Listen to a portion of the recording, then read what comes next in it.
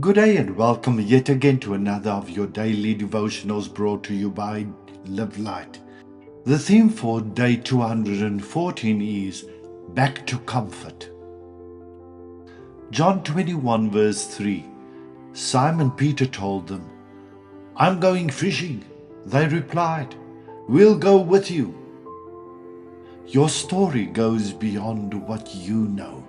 God writes in ways you can't even imagine. Back to comfort. Sometimes we get hit by life's curveballs, when things stop making sense, when it feels like our prayers are just bouncing off the ceiling, when the path ahead gets foggy and we find ourselves lost in all its twists and turns. That's when we decide to turn back and retrace our steps. That's exactly what happened to Peter and the other disciples.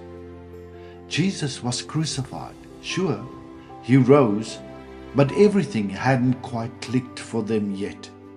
They had seen, heard, and experienced so much, but deep down there were still questions, uncertainty, and even maybe a bit of fear.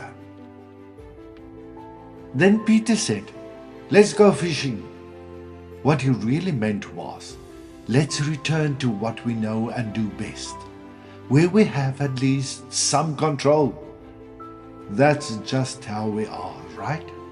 When life throws us curveballs and we can't figure out which way to go, we often look for comfort in what feels familiar. Sometimes that means falling back on old habits, on routines from the past. But other times it can feel like a fearful hiding spot as we try to escape the uncomfortable feelings that come with God's new path for us. The disciples head back to the sea, back to where Jesus first found them. But here's the lovely part. Jesus doesn't just leave them there. He gives them some space. He goes to fetch them again. He waits for them on the beach, not with a sermon, but with a fire crackling and bread and fish already cooking on the coals. It's just like him, isn't it? When we're confused, he doesn't just leave us hanging. Instead, he draws nearer. It's in those return moments that he seeks us out. Then he shows them the other side, saying, "Cast the net on the other side."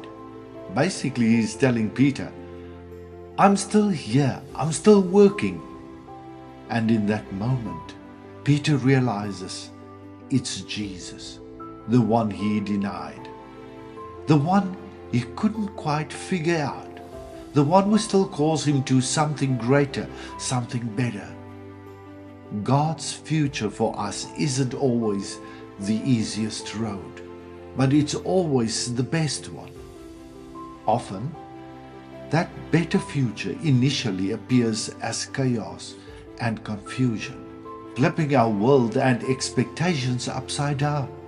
But that's precisely where he opens our eyes and surprises us with his new future for us. So maybe today you're feeling like you've returned a bit to the sea, back to what feels familiar.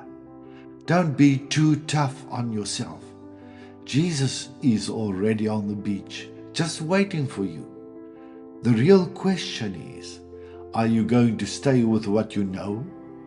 Or do you trust him enough to embrace the new future he has in store for you? The spot you thought you could escape to often turns into the very place where God reaches out to you. Something to ponder.